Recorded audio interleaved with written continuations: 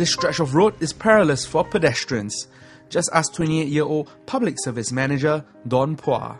I was coming back from work, so I was crossing from the other side, right here. And as I was crossing, vehicles were actually allowed to turn. So as I was crossing, I was quite mindful, and then I just kept checking my back. And when I turned around, I saw the vehicles inching forward, so that was still pretty safe. And the next thing I knew, when I turned back, the vehicle charged towards me, and then I fell. Did the vehicle hit you? Yep, it did. Hit my knee. Yep, and so I slide a bit. Yeah.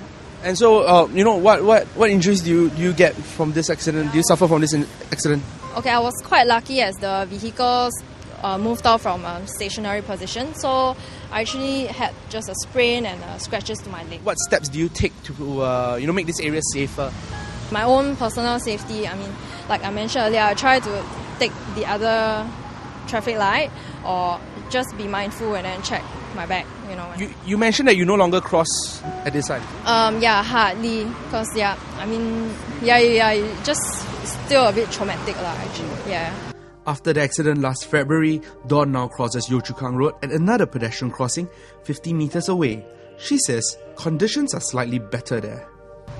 Very slightly better in a sense, like you only have vehicles going in two directions rather than here in all directions. But I noticed that the traffic coming down from this side, the vehicles actually beat the red light. Even though the green man has been on for quite a few seconds, we are halfway through, they just dash.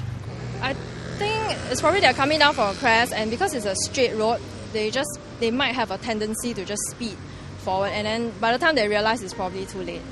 But it seems Yio Chu Kang Road is dangerous for pedestrians, even if one is careful. Usually I let the green man go on a few seconds, and then I see the vehicle stop. So I was about to step, and then the car just came like this. Do you think drivers who speed will have time to react?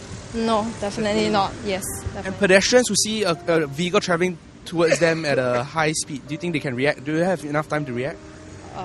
I guess if they are constantly watching, the vehicles coming by. I mean, I've noticed, people crossing the road with me, they actually take their steps slowly, so they probably, realize that it's not that safe too. Yeah.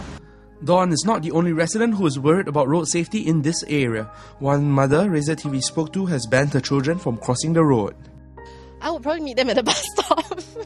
Yeah, to bring them over. I mean, when they're, let's say, if they're still young, I would do that because, I have heard of incidences many years ago, accidents happening along 8-10-year-old children being knocked down by cars along the road. So, yeah, it can be. Yeah. 他一直要冲过去的嘞，很危险的。你在这边过马路，你会觉得好像压力很大，这样会不会？很怕。Residents have contacted their MP, Mr. Ang Hin Kee, who in turn had asked LTA to look into the traffic management in the area. The combination of speeding drivers and blind spots due to the topography of the area contribute to the risk of crossing Yio Chu Kang Road. Watch our other clips to find out why Seletar residents are wary of Yio Chu Kang Road.